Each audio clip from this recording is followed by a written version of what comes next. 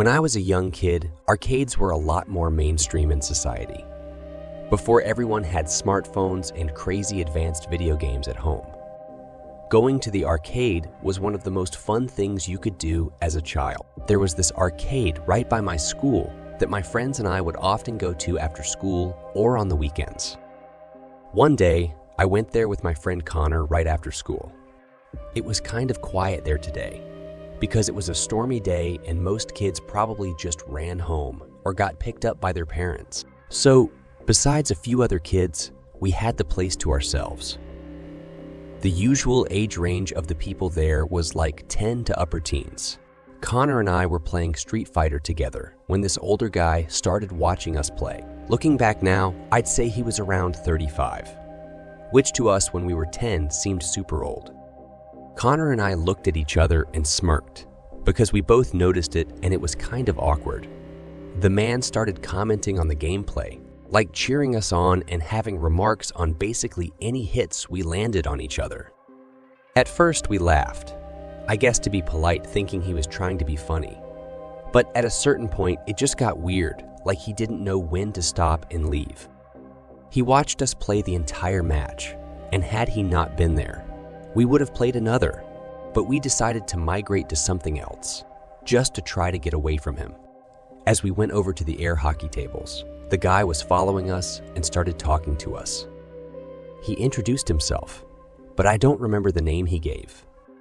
He offered to pay for our game of air hockey. We were 10 and we viewed our quarters as gold, so we accepted the guy's offer. Even at 10, we could tell he gave off some kind of antisocial tendencies. He didn't seem completely normal. Of course, he watched our game of air hockey too, and kept commenting on the game as if he were a professional commentator for some sporting event.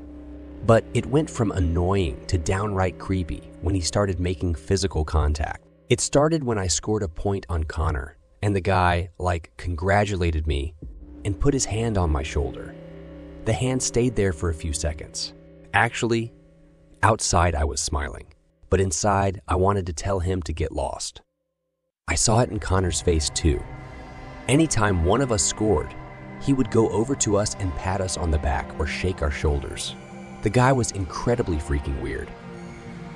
Because of it, we decided to cut the arcade trip short. We told the guy we were going to head home. He then replied saying we'd be crazy to walk in the rain and offered us a ride home. We didn't have cell phones back then, and as kids, we were a lot more independent.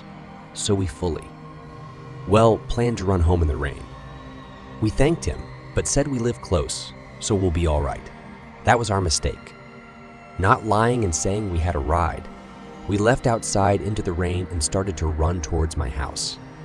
Connor was going to come over to hang out.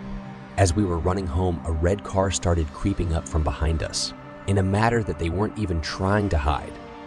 The fact that they were following us and looked back at it and could see the man from the arcade behind the wheel. He pulled closer and yelled out his window, telling us to get in. We ignored him, and he persisted saying we're getting soaks. "Get in the car," I yelled back. "We're good," and we continued to run. We were getting closer to my house. The man suddenly gave the car some gas and speed ahead of us, then pulled over next to the curb where we were about to pass. Connor and I stopped, and I said cross the street. We did, to avoid the man possibly jumping out of his car to grab us. This ordeal made us run even faster to my house.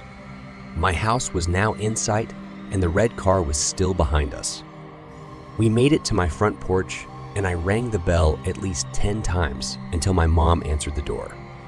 We pointed to the red car, but it was already all the way down the street. We told her about the man who was following us from the arcade, and she was mad that we let him right back to the house instead of ringing one of the neighbors' doorbells. And she was right to say that, because the next day when I was leaving to walk to school, I saw that red car parked a few houses down on the opposite side of the street. Right away, I went inside to tell my parents. And while my mom called the police, my dad stepped outside and started angrily walking over to the car. As my dad was halfway towards the car, it turned on and sped down the street to never be seen by us again. I had to speak to the police a little bit to describe the man and what he did at the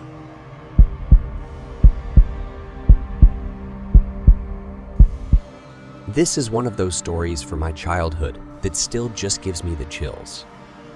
Thinking back to it, even today it was October and my family was on vacation to some family resort in Catskill, Nye. It was kind of in the middle of nowhere, but there were a decent amount of other families at the resort. There were a lot of kids. I remember the resort being surrounded by forest in all directions, but the actual resort grounds were fairly large. I was 8 years old. I was an awkward, shy kid for most of my childhood. I would follow the lead of my older brothers, usually whenever in social settings. I'm the third child of 4. I have 3 brothers. During this vacation, my older brothers Eric and Josh were mostly hanging out amongst themselves since they're closer in age than I am with them. My little brother Craig was only 4, so he was constantly with my parents. When we weren't all together doing resort activities, everyone for the most part split up. My dad gave all of us money to play games at the arcade inside the activity hall building. My parents assumed I was with my older brothers at one point, but I was actually alone, just exploring the resort grounds. I walked around the big cement pathway that looped around the entire resort. I passed by some families playing buckyball, croquet, and other sports. I was partially looking for my brothers or just anything I could do by myself. I started exploring the inside of the activity hall building, and I found the arcade my dad was telling us about. It was actually a pretty impressively sized arcade. It had a bunch of pinball machines and all the standard classic arcade machines at the time. Most of the games were just a quarter to play, so I looked around the room for a game I wanted to play, and I noticed in one corner of the room the store with this really fogged up looking square glass window in the middle. It was like a special kind of glass that was hard to see through. I thought I could see something through the glass, so I walked a little closer to the door to look through it better, and I saw this humanoid figure standing there, staring through the window. I looked at it for like 15 seconds and it wouldn't move. I could barely see the face of it through the weird glass, but it kind of looks like a Halloween prop. It was Halloween season after all, and so that's what I assumed it was. A decoration meant to scare the kids. I walked away to find a game and ended up playing the Simpsons arcade game. The arcade machine was in the line of sight of that door though, and I couldn't help but keep looking over to it every few seconds, still seeing that blurred image of the figure on the other side of the door. If it was a decoration, it was doing its job and creeping me out. After I lost the game, I just had to go back over to the door and look through the glass again, this time putting my face basically right up to the glass. I saw the blurred face of the figure standing there. It was a man for sure. The neutral expression on the face suddenly changed to a smile, and I gasped in horror. It was a real person.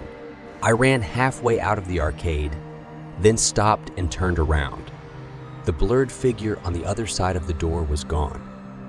I slowly walked back to the door and opened it. It was brought into this dark hallway. It just had this liminal, unexplainable feeling inside of it, and I was creeped out. I didn't see anyone in there, but it got so dark, mere feet away from the door, that for all I knew, there could have been someone hiding further down the hall. I went back through the arcade further down the hall. I went back through the arcade to where I came in from and went straight back to our room and stayed there till my parents returned. I told them about it, and I'm sure they found it odd. That night when we all had dinner together in the dining hall, something disturbing happened. I noticed a man sitting alone at one of the nearby tables. He was facing me and looking at me. He had a plate of food in front of him, but I don't remember seeing him eating. When he saw me look back at him, he smiled immediately. I thought back to the man I saw on the other side of the door. Even through that blurry glass, I felt like the face and smile matched. I quietly told my parents about the man scared, and they looked back at the man, which caused him to stop looking over. My dad told me to just not look in that man's direction. Pretty soon, the man got up and left, and he took one last look at me before he did. I tried my best to look away and pretend not to notice. That was the last time I saw that man on our trip. I look back on it and feel like he was most likely a predator, the way he just stood there still as a statue. watching me for so long, and then that creepy smile. If I'm right, I hope no children ever fell victim to him.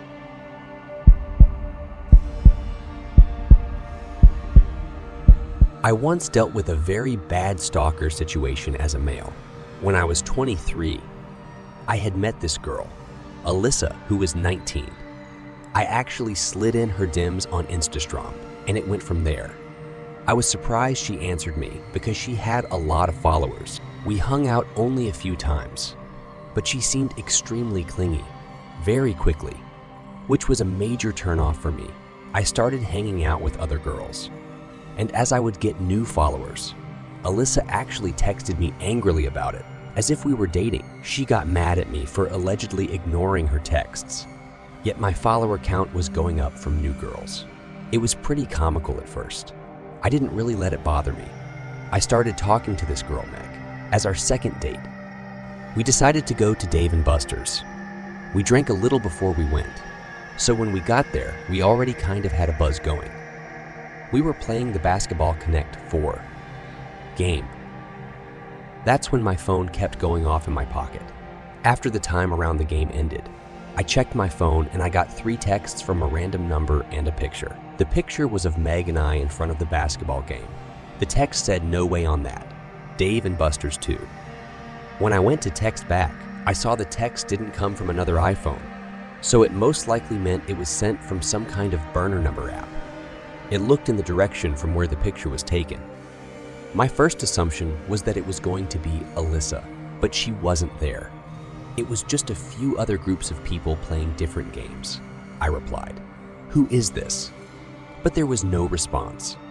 I showed Meg the text and picture, and she agreed it had to be a friend messing with me. We went across the place to a different game, and it happened again a few minutes into playing this new game. I got a picture texted to me with both of our backs turned to the person taking the picture, and they were maybe like 50 feet away from us when it was taken. It looked blurry though, like it was zoomed in. This time, they sent a text saying my favorite game. "Can you beat my high score, lol?" I told Meg to wait there. As I walked to the area where the picture was taken from, I looked all around the immediate, expecting to see Alyssa or honestly anyone I knew. But it was just a bunch of strangers. Some random lone guy playing some ticket jackpot game. This group of teenagers playing skee-ball. It was a normal scene. I replied to the text again, asking who is this? Then I texted a few of my close friends, a screenshot of the pictures, of course, asking if it were any of them first. I believed them when they said it wasn't. It could have been anyone, but I did not see Alyssa in there. The person responded to my text. "Who do you think it is?"